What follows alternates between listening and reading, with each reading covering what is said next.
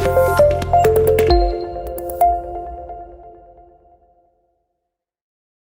်္ဂလာပါပုထုလေးတို့ရေဒီတစ်ခါမှာနေစကြဝဠာဖွဲ့စည်းတွေရဲ့ချောင်းကိုဝိသုဒရရှိအောင်ပြောပြပေးသွားမှာဖြစ်ပါတယ်နေစကြဝဠာဖွဲ့စည်းဆိုတဲ့ solar system ဆိုတာကနက္ခတ္တဗေဒခေါ်ဖြစ်ပြီးတော့နေပါဝင်ဂျိုတွေဂျိုရန်လတွေဂျိုတင်ဂျိုမောတွေနဲ့အခြားရွေ့လျားနေတဲ့အရာဝတ္ထုတွေရဲ့အစုအဝေးကြီးကိုခေါ်ဆိုခြင်းပဲဖြစ်ပါတယ်ကျွန်တော်တို့နေထိုင်ရာကမ္ဘာမြေကြီးပါဝင်နေဖွဲ့စည်းတွင်ရှိအားလုံးသောဂျိုတွေဟာနေကိုပိုပြုပြီးဘဲဥပုံလမ်းကြောင်းအတိုင်းလှည့်ပတ်သွားလာလျက်ရှိပါတယ်ဗုဒ္ဓဥဂျိုမာကျူရီလို့ခေါ်တဲ့ဗုဒ္ဓဥဂျိုကတော့နေဖွဲ့စည်းအတွင်းမှာနေနဲ့အနည်းဆုံးဂျိုပဲဖြစ်ပါတယ်ဗုဒ္ဓဥဂျိုကအလွန်သေးငယ်တဲ့ဂျိုဖြစ်ပြီးလကဘာကဲသို့ပင်ညနေပြင်ပေါ်မှာချိုင်းကွက်ကြီးတွေရှိပါတယ်နေ့အခါမှာအလွန်ပူပြီးညအခါမှာတော့အလွန်အေးတဲ့ဂျိုပဲဖြစ်ပါတယ်တောက်ကြဂျို Venus လို့ခေါ်တဲ့တောက်ကြဂျိုကနေနဲ့ဒုတိယမြောက်အနည်းဆုံးဂျိုဖြစ်ပါတယ်ဒီဂျိုမှာတော့ကြောက်တုံးကြောက်ခဲတွေချိုင်းကွက်ကြီးတွေအလွန်ကြီးမားတဲ့မီးတောင်တွေရှိပြီးတော့ကာဗွန်ဒိုင်အောက်ဆိုက်ဓာတ်ငွေ့နဲ့အဆိပ်ဓာတ်ဖြစ်တဲ့ sulfuric acid တို့နဲ့ဖွဲ့စည်းထားတဲ့တိတ်တဲမှုအားမြင့်မားတဲ့လေထုရှိပါတယ်ကမ္ဘာဂျို Earth လို့ခေါ်တဲ့ကျွန်တော်တို့လူသားတွေနေထိုင်တဲ့တိရစ္ဆာန်တွေအပင်တွေရှင်သန်နေထိုင်ရာဂျိုတစ်ခုပဲဖြစ်ပါတယ်နေကနေရေတွက်မယ်ဆိုရင်တတိယမြောက်ဂျိုတစ်စင်းဖြစ်ပြီးတော့ကမ္ဘာမှာဂျိုရန်လတစ်စင်းသာရှိပါတယ်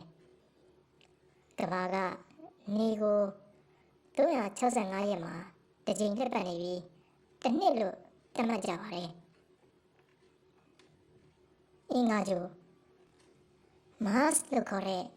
အင်္ဂါဂျိုကတော့နေဖွဲ့စည်းတွင်းမှာတည်ရှိပြီးနေကနေစတင်ရွေ့တက်မယ်ဆိုရင်၄ခုမြောက်ဂျိုပဲဖြစ်ပါတယ်အင်္ဂါဂျိုရဲ့အင်္ဂလိပ်အမည် Mars ကိုတော့ရောမတို့ရဲ့စစ်ပွဲနဲ့ဆိုင်တဲ့နတ်ဖျားရဲ့အမည်ကိုယူပြီးပေးခဲ့တာဖြစ်ပါတယ်။ဘာကြောင့်လဲဆိုတော့အင်္ဂါဂျိုရဲ့အယောင်ကအနီရောင်ဖြစ်ပြီးအနီရောင်ကသွေးရဲ့အယောင်ဖြစ်တဲ့အကြောင်းဂျိုနီကြီးလို့လည်းခေါ်ကြပါတယ်။ဂျာတာပရိဂျိုဂျူပီတာလို့ခေါ်တဲ့ဂျာတာပရိဂျိုကတော့နေကနေစတင်ရွေ့တော့မယ်ဆိုရင်၅ခုမြောက်ဂျိုဖြစ်ပြီးတော့မှနေဖွဲ့စည်းအတွင်းမှာအကြီးဆုံးဂျိုကြီးဖြစ်ပါတယ်။ဒီဂျိုကြီးကအလွန်ကြီးမားတဲ့အတွက်အခြားဂျိုခွန်နှလုံးကိုပေါင်းဆက်ထားတဲ့ဓာတ်ထုဓာတ်ပင်ပိုပြီးကြီးမားနေပါသေးတယ်။ဂျာတာပရိဂျိုမှာဓာတ်ငွေတွေနဲ့ပေါင်းဆက်ထားတဲ့ဓာတ်ငွေအဆိုင်ခဲကြီးတစ်ခုဖြစ်ပါတယ်။စေတန်ဂျိုတနည်းအားဖြင့်စနေဂျိုလို့ခေါ်ပါတယ်။စေတန်ကတော့နေကနေ6ခုမြောက်ဂျိုဖြစ်ပြီးအဆိုင်ခဲတွေတဲ့ဓာတ်ငွေတွေနဲ့သာပါဝင်ဖွဲ့စည်းထားပါတယ်။စေတန်ကနေဖွဲ့စည်းတွေထဲမှာဂျူပီတာဂျိုပြီးရင်ဒုတိယမြောက်အကြီးဆုံးဂျိုပဲဖြစ်ပါတယ်။စေတန်ဂျိုမှာကြောက်ခဲတွေအမုံတွေသာပါဝင်ပြီးကြီးမားတဲ့ရေခဲပတ်လန်းကြောင်းကြီးတွေပါဝင်ပါတယ်။ Uranus ဂျို Uranus ဂျိုကတော့နေဖွဲ့စည်းအတွင်းမှာနေကနေ9ခုမြောက်ဂျိုပဲဖြစ်ပါတယ်။ Uranus က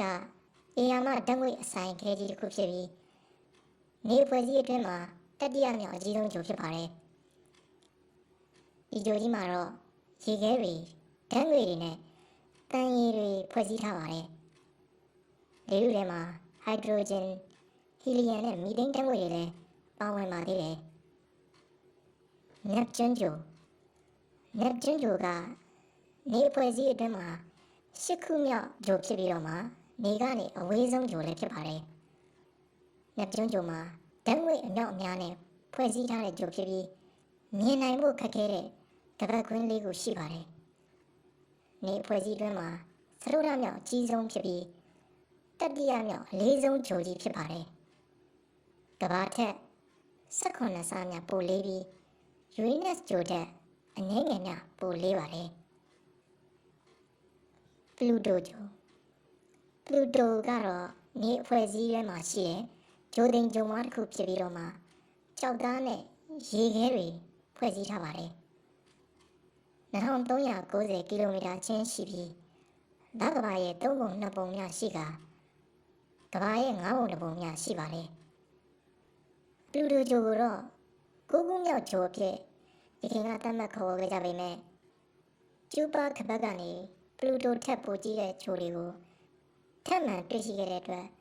2006ခုနှစ်ဩဂုတ်လမှာနိုင်ငံတကာအာကာသအဖွဲ့အစည်းကနေပလူတိုဂျိုကိုဂျိုလို့မသတ်မှတ်တော့ပဲဂျိုသိမ်ဂျိုမောအဖြစ်သာခေါ်တဲ့တယ်လို့သဘောတူညီခဲ့ကြပါတယ်